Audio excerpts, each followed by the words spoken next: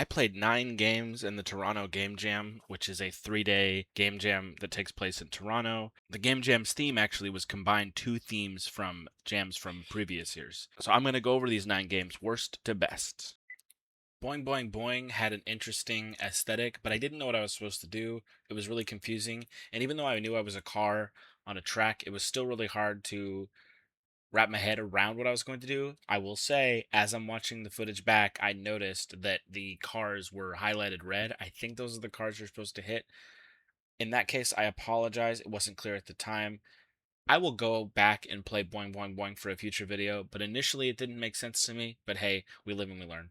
Then I played Just Let Me Cook, which was a pretty frustrating experience because it's supposed to be two people on both sides trying to cook a burger, but you can't do it because both players share the space button. So the space button's the interact button, which is what you use to pick up ingredients or put them on the grill. I don't know if it's intentional, but when one player presses the space bar, it kind of throws away the other. So if I put a patty on the grill and then blue has a patty in their hand, when I press space, if they haven't interacted with anything, it takes the patty from their hand and they just drop it. So I can see what it's going for competitively, but there's nothing stopping the other player from just hitting space whenever the player tries to do anything.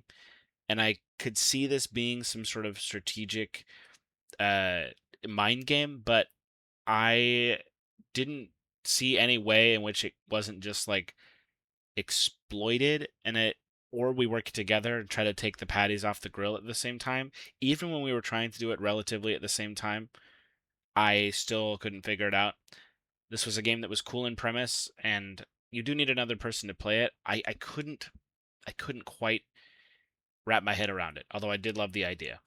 Then I played the game TO Jam 2026. They didn't give the game a name. That's what the game is titled. It's an RPG Maker project that kind of tries to poke fun at RPGs. It's pretty generic. Its humor is pretty by the book for what you'd expect from some sort of like RPG Maker esque humor, sort of Undertale-y, if you know what I mean. If you know, you know. But the one thing interesting was that when you defeat the boss at the end, the other heroes in your party turn on you and then you have to go up against them, you die. It was okay. I felt like I've played a lot of RPG Maker projects in my time, and I felt like this was another one of them, but I didn't hate it. It didn't give Game Jam, though. I didn't really see. I play Game Jam games for the experimentation. I didn't really get that here. It's not terrible, but I'm never going to think about it again. Then I played Jog Through the Ruins, which I thought was interesting. So at the beginning of the game, you can turn on your webcam or you can assign Chomp to a button. But the idea is that you have your webcam on and kind of bare your mouth to the webcam and make big chomping motions. I don't have a webcam, but the idea seemed interesting. I think without the webcam function, it kind of falls apart because you're just pressing a button. I wish that I had a webcam because it seems like a fun idea. It seems kind of like taking the idea of what is the blinking game? The blinking game, the blinking indie game where you moment time passes if you blink and you go to the next sequence, but it's kind of like that, kind of being silly. I don't know that many indie games that play with webcam motion, and I think that the idea of having to use your mouth in real life to chomp and that gets translated to your game character doing the same thing. It's really interesting. Without it, it didn't really work. I would love to see somebody try this. I am poor, and when I get a webcam, maybe I'll come back to this because I think it's a fun idea and it's perfect for a game jam. I think it's great. I think it's a brilliant game jam idea. Then I played Cat HR, a game where you have to type HR letters out to applicants that applied to the job.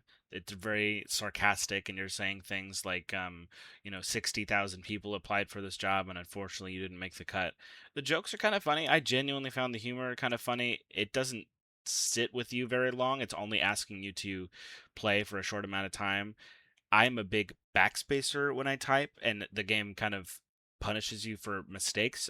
Every round you have to there's a slightly higher WPM you have to hit and make less mistakes. I actually, the last one I think is you have to be above 70 and under 10 mistakes. And I finally got it after multiple attempts, but I struggled because I make a lot of mistakes while typing. But the game was fun enough that I went back multiple times. I found it very enticing and I found it very interesting, enough so that I wanted to beat it. And that's hard. And I really had to slow down and try not to make mistakes, which was probably like for a game jam to affect me and try to make me affect my play to get a different experience out of the game to see the end says a lot for the game. I can't speak to exactly what it was that made this game so captivating, but I really liked this game. I really liked this game. This person crushed it. Then I played Swapping Sellout. Granted, it took me a few attempts to figure out how this game worked. Once I figured it out, I really enjoyed it. Enough so, same as the Cat HR game, I played over and over and over again to get this. I really wanted to master it. It's a game where you are trying to swap out merchandise. You go to your van and you have to swap out merchandise, and the merchandise has an aisle number and the aisle letter on it, and you have to swap them out real fast while this man is running around the store and he's throwing rocks at you to try to get you out. It's tricky because it's very clever. The way the numbers and letters are organized are it's very like confusing, almost kind of like how an actual grocery store organizes their stuff, where it's not in like just straight chronological order horizontally across the shelf. There's like a weirdness to it. They're trying to determine, and you have to do it quickly to get in and out without him catching you, and so you got to like find the number and then try to be able to swap out the item. I played it way longer than I should have. I believe in total, what I have is probably, I think, 25 minutes of footage, which obviously I'm not going to show. But either way, it's it was a blast. I recommend this one. This is with Cat HR maybe, but this is the first one. I recommend people should play it. I think it'd be kind of like a fun 10 minutes. It's an interesting challenge, and I really liked the trying to game the system of like making sure he's on the other side of the store and then going in and trying to find the number real quick. It was great. I loved it. I would play a longer version of this, absolutely. Then I played Melee Go Round, which I loved. You have to play it with another person online, but you are a horse trying to joust another person and you can drift. And that when you drift, you get a speed boost. And so you're trying to drift and then line up your speed boost. And so it goes straight into the other horse. As you can see, like it's not high production quality, but this is what game jam projects are, right? Is they're just fun. They are just like ideas. They are not even full games in a real sense, and this one was a blast. The person I played this with also really enjoyed it. I asked them if this was one of the better highlights. They agreed, with the exception of one coming at the end of the video, which was our favorite game. But this was the second best multiplayer game that we had played. It is probably more fun than it looks, but it is just like you have these narrow, like, passes and you might not hit them, and then you have these really close calls, and then you have ones where you think that you hit them but they hit you just a little bit more precisely. It is easier to control and aim probably than it looks. It's a game that like does not look good, but I guarantee you it is fun. I highly recommend it. It's a good time with friends. It's a good 10 minutes with friends, and with more people it'd probably be more fun. I was only able to play it with one other person, but it's a good time. It's a good time, and I highly recommend it. Then I played Postal Traumatic Sorting Disorder. It is a game where you have to sort letters, and the rules become increasingly complex. And this was one where I also just could not stop retrying. I wanted to get it right. The rules escalate pretty fast. At one point, it becomes a thing where, like, if this letter is this color and has a square on it, then it goes here, and if it has a circle on it, then it goes here. And it's these kind of ridiculous rules, and it's not necessarily the rules themselves are that hard to comprehend, but it's the fact that like they're constantly throwing letters at you. Mechanically, it's great. It's smart. It does what it's supposed to. It is the perfect type of game jam game. I would love to see more people attempt this game. I would love to see people like master this. This is something I could see someone in like Northern Lion playing. This is great. I hope that they evolve this into something. I could even see this happening in 3D. I don't want it to become like a friend slap genre, but I do think that like letter sorting is an inherently simple mechanic that people understand, and then you're layering that with increasingly complex mechanics, and I think that that's great. I think that's wonderful. This is beautiful. This game is amazing. I have no complaints. It does what it's supposed to. I cannot beat it for the life of me. I start to really lose it around the fourth or fifth rule, and I don't know what the end of the game looks like. I'm probably going to go back to it at some point. What a great game! I loved this game. Highly, highly, highly recommend. And then I played Fall Game, which was by far the best of the 9 games I played. What a brilliant game. You're trying to grapple yourself and so you don't take too much fall damage, and you're doing it with somebody. I don't know if this game would be fun single player. Maybe, probably, but you do have emotes you're supposed to use. I think it can support up to at least 4, maybe more. I was only able to play with one other person.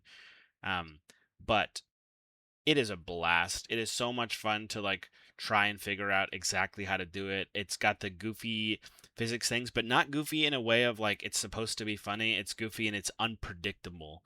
And it's not necessarily trying to be like a laugh fest.